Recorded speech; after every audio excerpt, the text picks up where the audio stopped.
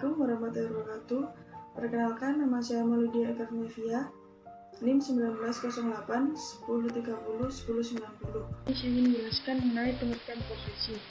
Yang pertama yaitu menurut Kamus Besar Bahasa Indonesia menjelaskan bahwa profesi yaitu bidang pekerjaan yang dilandasi pendidikan keahlian tertentu.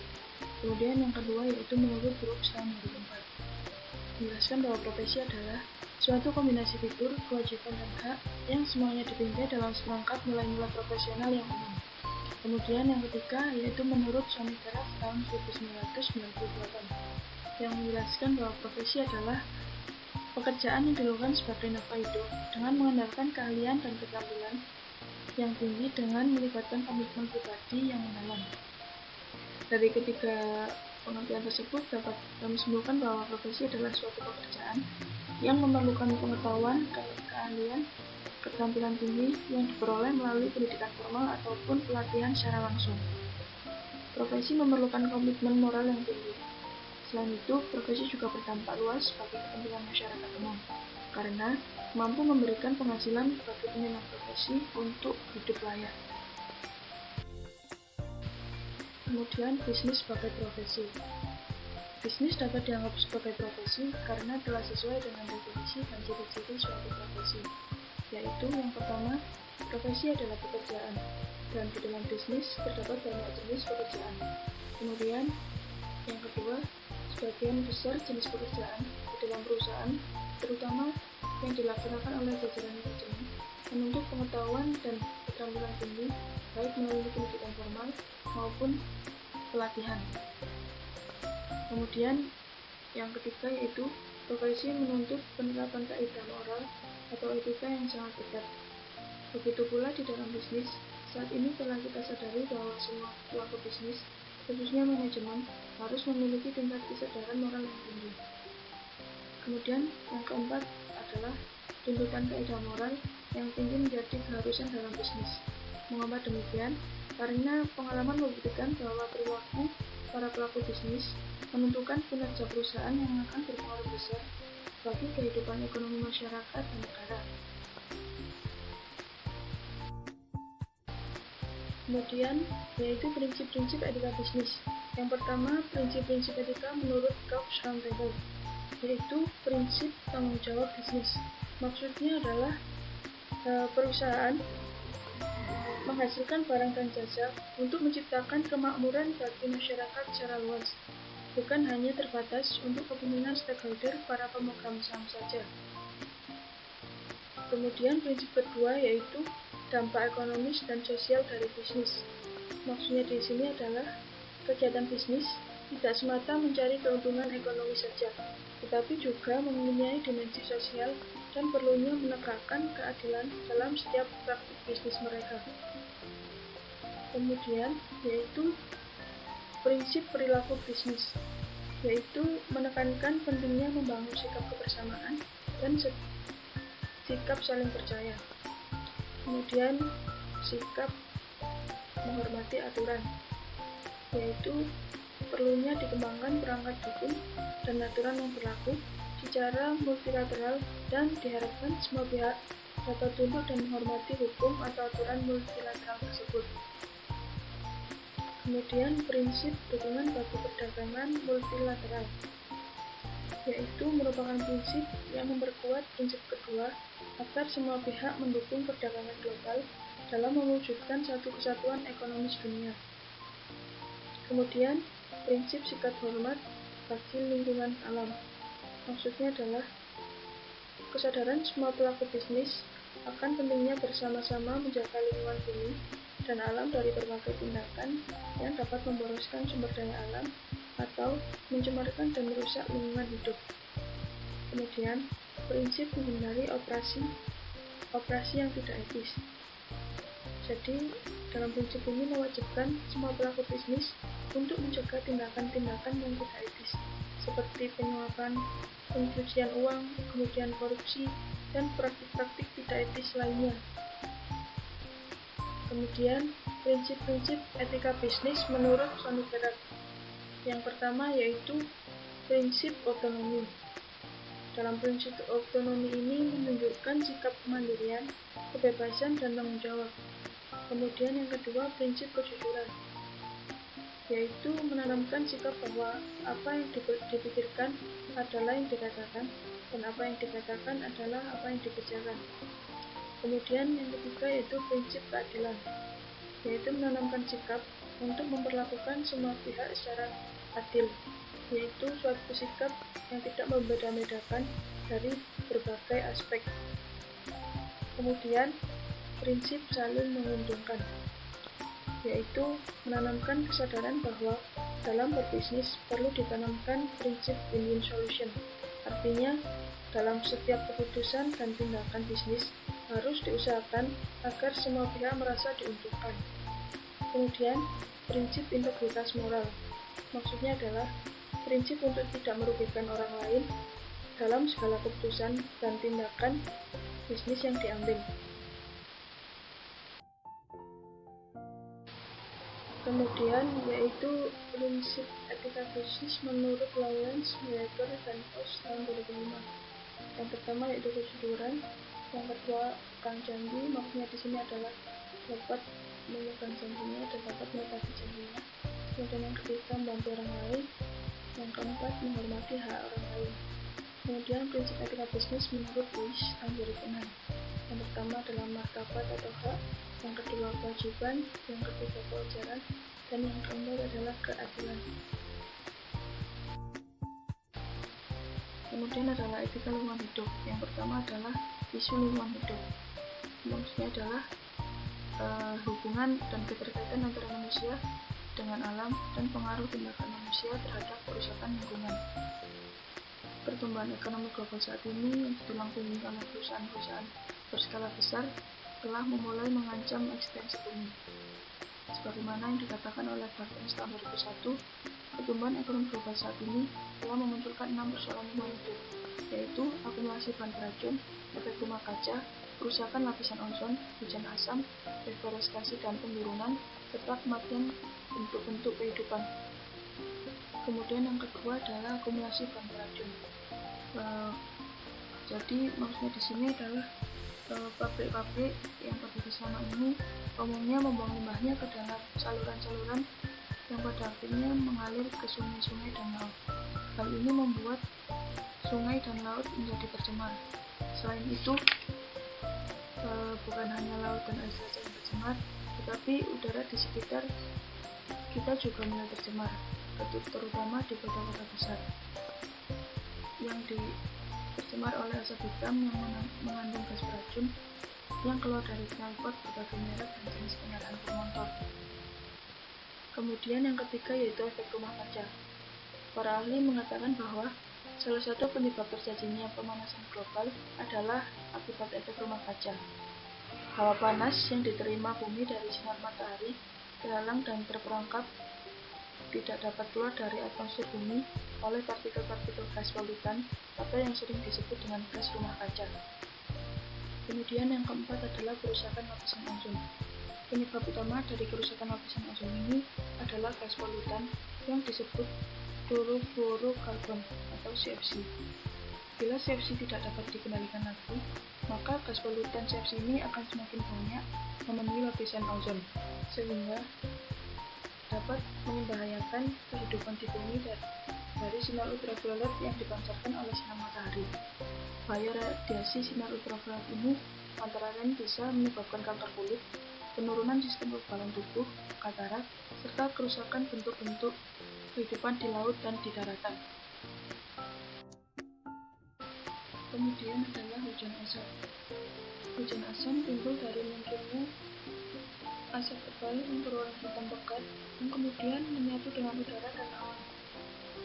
Kemudian hujan asam juga dapat merusak hutan, mencemar air danau, dan bahkan merusak gedung-gedung. Kemudian adalah deforestasi dan penggurunan. Deforestasi adalah proses penghilangan hutan alam dengan cara penebangan untuk jangka kalinya atau mengubah peruntukan lahan hutan menjadi non-hutan. Dampak dari penyempitan dan kerusakan hutan ini yaitu terjadinya erosi dan banjir yang meluas, berkurangnya fungsi hutan untuk menyerap gas polutan, kemudian berkurangnya spesies flora dan fauna tertentu, meluasnya pengurunan daratan, menurunnya kualitas kesuburan tanah, berkurangnya cadangan air, serta terjadi perubahan pola cuaca yang tidak teratur. Akibat lanjutan dari proses penggundulan dan perusakan hutan ini adalah berkurangnya kapasitas produksi hasil pertanian karena perubahan pola cuaca, berkurangnya kesuburan tanah, dan mempercepat proses pemanasan global. Kemudian yang terakhir yaitu keanekaragaman hayati. Keanekaragaman hayati adalah keragaman berbagai bentuk dan jenis kehidupan di bumi. Keanekaragaman hayati ini mencerminkan keindahan dan menunjukkan kekayaan alam. Juga berfungsi sebagai unsur-unsur dalam mata rantai kehidupan yang membentuk satu kesatuan sistem kehidupan yang utuh, sekaligus menjaga keseimbangan alam sebagai suatu sistem. Namun, dengan terjadinya pencemaran lingkungan, kerusakan hutan dan pemanasan global, secara pasti telah menyebabkan berkurangnya populasi jenis-jenis spesies tersebut, karena telah mengancam keberadaan jenis dan bentuk kehidupan satwa tertentu, atau mungkin bahkan ada yang sampai punah. Misalnya seperti punahnya harimau Jawa, kemudian burung raja wali, burung jalak bali, dan sebagainya. Perkenalkan, nama saya Priska Rista Putri dengan NIM 1908-1030-1097. Di sini saya akan melanjutkan pembahasan materi mengenai paradigma etika lingkungan, kode etik di tempat kerja, dan perbandingan kode etik. Langsung saja kita bahas materinya. Paradigma etika lingkungan. Sebagaimana telah diuraikan sebelumnya, bahwa berbagai isu lingkungan hidup tidak dapat lagi diabaikan bila ingin memahami dan menyadari bahwa perilaku manusia juga berpengaruh terhadap keberadaan bumi, beserta seluruh isinya, bukan hanya menentukan keberadaan umat manusia saja.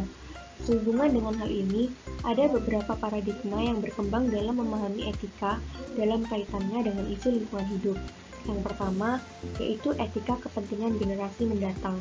Pandangan ini sering dikaitkan dengan upaya manusia dengan mengeksploitasi sumber daya alam yang sifatnya tidak dapat diperbaharui, seperti minyak bumi, batu bara, dan sebagainya. Manusia diingatkan agar sumber daya alam yang sifatnya tidak dapat diperbaharui tersebut dihemat dan tidak dihabiskan untuk kepentingan generasi mendatang. Pandangan ini masih tergolong antroposentrisme karena suatu keputusan dan tindakan dalam mengelola sumber daya alam hanya dilihat dari sudut kepentingan manusia saja, sedangkan sumber daya alam atau lingkungan hanya bersifat instrumental, artinya hanya dilihat dalam konteks manfaat bagi umat manusia. Yang kedua yaitu etika lingkungan biosentris. Di sini maksudnya memperluas wilayah kesadaran, kepekaan, dan kepedulian umat manusia untuk memandang seluruh spesies, seluruh jenis kehidupan, dan seluruh benda yang ada di bumi dan alam semesta ini sebagai elemen yang semuanya mempunyai hak untuk hidup dan berada, terlepas dari ada dan tidaknya kegunaan dan keindahannya bagi manusia. Yang terakhir yaitu etika ekosistem, menganggap sang pencipta dan seluruh isinya, sistem tata surya, sistem galaksi, dan sistem alam jagat raya dianggap moral prescient. Selanjutnya yaitu kode etik di tempat kerja. Kode etik profesi dalam bisnis merupakan suatu tatanan etika yang telah disepakati oleh suatu kelompok masyarakat tertentu. Kode etik juga dapat diartikan sebagai pola aturan, tata cara, tata pedoman etis dalam melakukan suatu kegiatan atau pekerjaan. Tujuan kode etik agar profesionalisme memberikan jasa sebaik-baiknya kepada pemakai jasa atau nasabahnya. Kode etik di tempat kerja menghidupkan keharmonisan hubungan kerja. Fungsi kode etik adalah untuk membangun standar moral dan perilaku kerja yang berbudaya positif. Semua profesi memiliki kode etik. Semua pekerja wajib mematuhi kode etik di tempat kerjanya masing-masing. Etika sebagai proses penalaran yang mengkaji pengertian, teori, prinsip-prinsip, atau kaidah-kaidah tentang baik buruknya perilaku manusia secara umum. Dalam setiap organisasi bisnis terdapat lebih dari satu orang pelaku bisnis yang bekerja sama untuk mencapai tujuan bisnis. Bila organisasi dikelompokkan menurut bisnisnya, maka ada umumnya dalam setiap organisasi bisnis akan ada fungsi pemasaran, fungsi produksi, fungsi pembelian, fungsi keuangan, dan akuntansi, serta fungsi sumber daya manusia. Yang pertama yaitu mengenai kode etik sumber daya manusia. Dilihat dari sejarah perkembangannya APM Milik Agung pada tahun 2017 mencatat setidaknya ada 4 peran yang melekat pada Departemen Sumber Daya Manusia. Yang pertama, peran administratif, yaitu suatu peran awal di mana peran Departemen Sumber Daya Manusia hanya pada seputar perekrutan karyawan dan memelihara catatan gaji, upah, serta data karyawan. Yang kedua yaitu peran kontribusi, di mana suatu peran yang menekankan pada peningkatan produktivitas, loyalitas, dan lingkungan kerja karyawan. Yang ketiga, peran agen perubahan, yaitu suatu peran yang dimana Departemen Sumber Daya Manusia berfungsi sebagai agen perubahan. Yang terakhir yaitu peran mitra strategis. Pada peran ini, Departemen Sumber Daya Manusia dilibatkan dalam merumuskan berbagai kebijakan bisnis yang bersifat strategis, terutama agar Departemen Sumber Daya Manusia dapat segera melaksanakan program penyelarasan antara kepentingan bisnis dan kepentingan individual karyawan. Yang kedua yaitu kode etik pemasaran. Pada tahun 2005, Lawrence Weber mengungkapkan bahwa di Amerika Serikat telah terbentuk organisasi profesi di bidang pemasaran yang bernama American Marketing Association. Yang pertama yaitu mengenai tanggung jawab. Pelaku pemasaran harus bertanggung jawab atas konsekuensi aktivitas mereka dan selalu berusaha agar keputusan, rekomendasi, dan fungsi tindakan mereka mengidentifikasi, melayani, dan memuaskan masyarakat yang relevan. Yang kedua yaitu kejujuran dan kewajaran. Pelaku pemasaran harus menjaga dan mengembangkan integritas, kehormatan, dan martabat profesi pemasaran. Yang ketiga yaitu hak dan kewajiban. Pelaku dalam profesi pertukaran pemasaran harus mampu mengharapkan bahwa produk dan jasa yang ditawarkan perusahaan aman dan cocok dengan kegunaan yang dimaksudkan. Mengkomunikasikan bahwa produk dan jasa yang ditawarkan tidak menipu. Semua pihak mematuhi kewajiban, keuangan, dan sejenisnya dengan etikat baik. Terdapat metode internal yang layak untuk penyesuaian yang adil dan memperbaiki keluhan yang menyangkut pembelian. Yang terakhir yaitu mengenai hubungan organisasi. Pelaku pemasaran harus menyadari betapa perilakunya akan mempengaruhi perilaku orang-orang lain dalam hubungan organisasi. Mereka seharusnya tidak menimbulkan, mendorong, atau menerapkan kekerasan untuk menimbulkan tindakan perilaku tidak etis dalam hubungannya dengan orang lain. Yang ketiga yaitu kode etik akuntansi. Yang pertama yaitu kompetensi. Artinya, akuntan harus memelihara pengetahuan dan keahlian yang sepantasnya, mengikuti hukum, peraturan, dan standar teknis, membuat laporan yang jelas dan lengkap berdasarkan informasi yang dapat dipercaya dan relevan. Praktisi manajemen akuntansi dan manajemen keuangan memiliki tanggung jawab untuk menjaga tingkat kompetensi profesional sesuai dengan pembangunan berkelanjutan, pengetahuan, dan keterampilan yang dimiliki, melakukan tugas sesuai dengan hukum, peraturan, dan standar teknis yang berlaku, mampu menyiapkan laporan yang lengkap, jelas, dengan informasi yang relevan, serta dapat diandalkan. Yang kedua yaitu kerahasiaan. Seorang akuntan mengharuskan untuk tidak mengungkapkan informasi rahasia, kecuali ada otorisasi dan hukum yang mengharuskan untuk melakukan hal tersebut. Praktisi manajemen akuntansi dan manajemen keuangan memiliki tanggung jawab untuk mampu menahan diri dari mengungkapkan informasi rahasia yang diperoleh dalam pekerjaan, kecuali ada izin dari atasan atau atas dasar kewajiban hukum. Menginformasikan kepada bawahan mengenai kerahasiaan informasi yang diperoleh agar dapat menghindari bocornya rahasia perusahaan.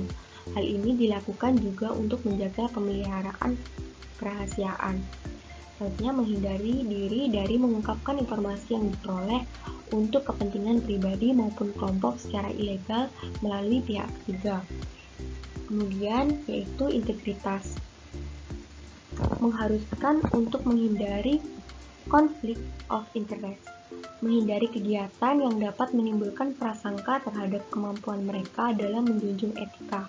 Praktisi manajemen akuntansi dan manajemen keuangan memiliki tanggung jawab untuk menghindari adanya konflik aktual dan menyarankan semua pihak agar terhindar dari potensi konflik, menahan diri dari agar tidak terlibat dalam kegiatan apapun yang akan mengurangi kemampuan mereka dalam menjalankan tugas secara etis, menolak berbagai hadiah, bantuan, atau bentuk sogokan lain yang dapat mempengaruhi tindakan mereka, menahan diri dari aktivitas negatif yang dapat menghalangi dalam pencapaian tujuan organisasi, mampu mengenali dan mengatasi keterbatasan profesional atau kendala lain yang dapat menghalangi penilaian tanggung jawab kinerja dari suatu kegiatan, mengkomunikasikan informasi yang tidak menguntungkan serta yang menguntungkan dalam penilaian profesional, menahan diri agar tidak terlibat dalam aktivitas apapun yang akan mendiskreditkan profesi. Yang keempat yaitu objektivitas. Mengharuskan para akuntan untuk mengkomunikasikan informasi secara wajar dan objektif, mengungkapkan secara penuh semua informasi yang relevan, diharapkan dapat mempengaruhi pemahaman user terhadap pelaporan, komentar, dan rekomendasi yang ditampilkan. Praktisi manajemen akuntansi dan manajemen keuangan memiliki tanggung jawab untuk mengkomunikasikan atau menyebarkan informasi yang cukup dan objektif, mengungkapkan semua informasi relevan yang diharapkan dapat memberi pemahaman agar laporan atau rekomendasi yang disampaikan. Yang terakhir yaitu resolusi atas konflik etis. Dalam menerapkan standar kode etik, praktisi akuntansi manajemen dan manajemen keuangan mungkin menghadapi masalah dalam mengidentifikasikan perilaku tidak etis atau di dalam memecahkan suatu konflik etis.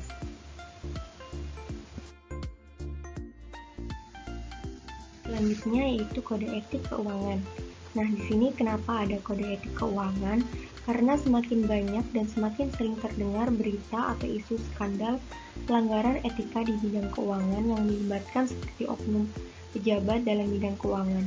Nah, di sini contohnya terdapat kode etik yang berada di Amerika Serikat menurut Association for Investment Management and Research. Ada 5. Yang pertama yaitu tanggung jawab fundamental. Nah, di sini artinya dalam memahami semua hukum, peraturan, dan regulasi yang terkait. Yang kedua yaitu tanggung jawab dan hubungan atas profesi. Di sini termasuk tidak mengikat diri dengan perilaku tidak etis dan melanggar plagiarisme. Yang ketiga yaitu hubungan dan tanggung jawab kepada atasannya. Di sini termasuk pengungkapan konflik. Yang keempat itu hubungan dan tanggung jawab atas pelanggan dan calon pelanggan. Nah, di sini termasuk perwakilan yang masuk akal, objektif, tanggung jawab fiduciary dan dealing yang wajar, dan memiliki kerahasiaan dan pengungkapan konflik serta jasa rujukan. Yang kelima yaitu hubungan dan tanggung jawab pabrik, termasuk larangan menggunakan informasi bukan publik dan larangan atas penyertaan kinerja investasi. Selanjutnya yaitu kode etik teknologi informasi. Bersamaan dengan manfaatnya bagi kehidupan manusia, teknologi informasi dan komunikasi ini juga memunculkan isu etika yang semakin serius, termasuk di kalangan mereka dalam bidang teknologi dan komunikasi.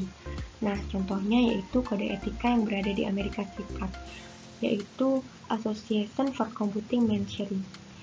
Di sini keharusan umum untuk anggota Association for Computing Machinery mencakup kontribusi bagi masyarakat dan kesejahteraan umat manusia, menghindari merugikan orang lain, bertindak jujur dan dapat dipercaya, adil dan tidak melakukan diskriminasi, termasuk hak cipta dan hak paten, memberikan penghargaan yang pantas bagi kekayaan intelektual, menghormati privasi orang lain, dan menghargai kerahasiaan.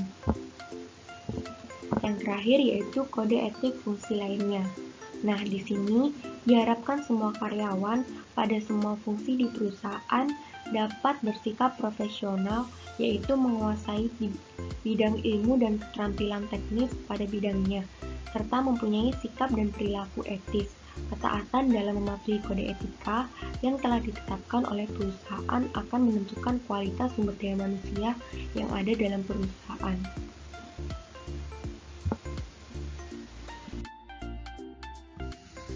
Selanjutnya yaitu perbandingan kode etik. Nah, di sini terdapat topik-topik kode etik dalam perbandingan. Yang pertama yaitu American Marketing Association. Terdapat tanggung jawab, kejujuran dan kewajaran, hak dan kewajiban, serta hubungan organisasi. Yang kedua yaitu Institute of Management Accountants.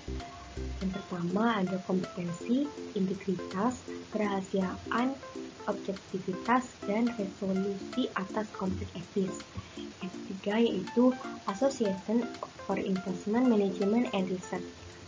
Yang pertama yaitu ada kompetensi, integritas martabat, kerahasiaan, objektivitas, dan independensi.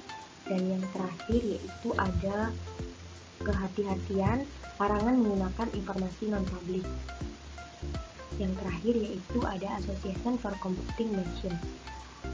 Ada tanggung jawab dan komitmen, jujur dan dapat dipercaya, tentunya kerahasiaan, menghormati hak kekayaan intelektual, dan yang terakhir yaitu adil dan tidak diskriminatif, menghormati privasi orang lain.